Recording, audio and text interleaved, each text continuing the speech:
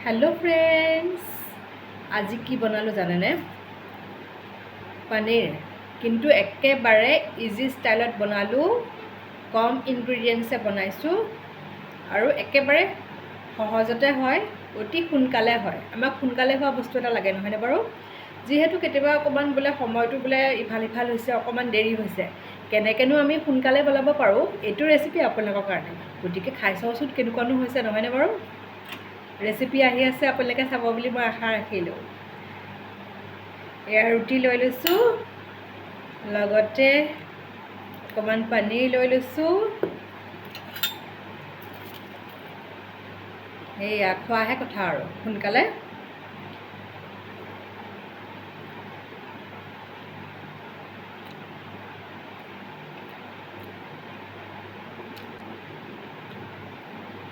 বহুত খাবলৈ ভাল হৈছে বিশেষ মা মছলাও দিয়া নাই একেবাৰে সাধাৰণকৈ বনাইছোঁ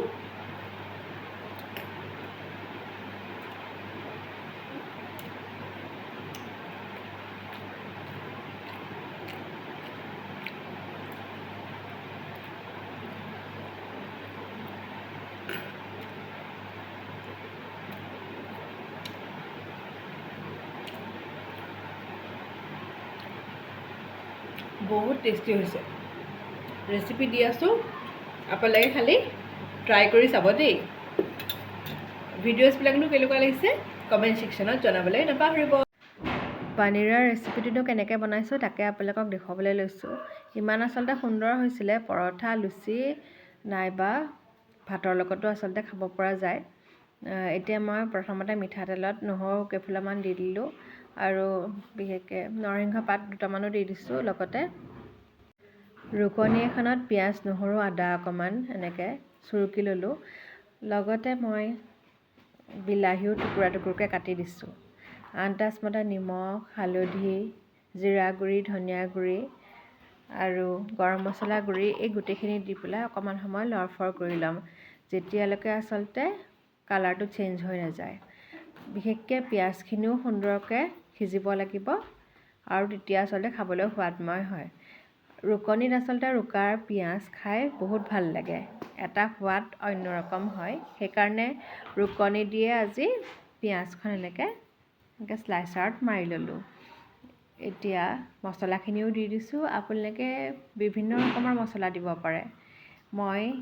ঘৰত যিখিনি এভেইলেবল আছিলে ঘৰুৱা মছলাখিনিয়ে ব্যৱহাৰ কৰিছোঁ শেষত অকণমান টমেট' কেচাপ দি দিছোঁ টমেট' কেচাপ দিয়াৰ পাছতো অকণমান সময় পাছত লৰফৰ কৰি দিম লৰফৰ কৰাৰ পাছত আৰু অকণমান ঢাকন মাৰি সিজিবলৈ দিম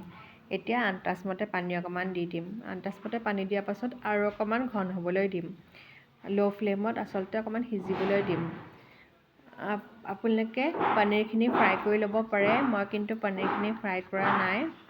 এতিয়া পনীৰখিনি যিহেতু কাটি লোৱা হৈছিলে সেই পনীৰখিনিও এনেকৈ দি দিয়া হৈছে এটা এটাকৈ এনেকৈ দি দিয়াৰ পাছত এতিয়া আমাৰ প্ৰায় ৰেডিয়ে হৈ যাব আপোনালোকেও এনেকৈ ট্ৰাই কৰি চাব পাৰে মোৰ যদি ৰেচিপিজবিলাক ভাল লাগিছে কমেণ্ট ছেকশ্যনত জনাবলৈ নাপাহৰিব ইতিমধ্যে যদি আপোনালোকে মোৰ চেনেলটো ছাবস্ক্ৰাইব কৰি দিয়া নাই ছাবস্ক্ৰাইব কৰি দিবলৈ নাপাহৰিব এতিয়া মোৰ ৰেডি হৈ গৈছে অতি কমটি সময়ৰ ভিতৰতে আচলতে বনাব পাৰি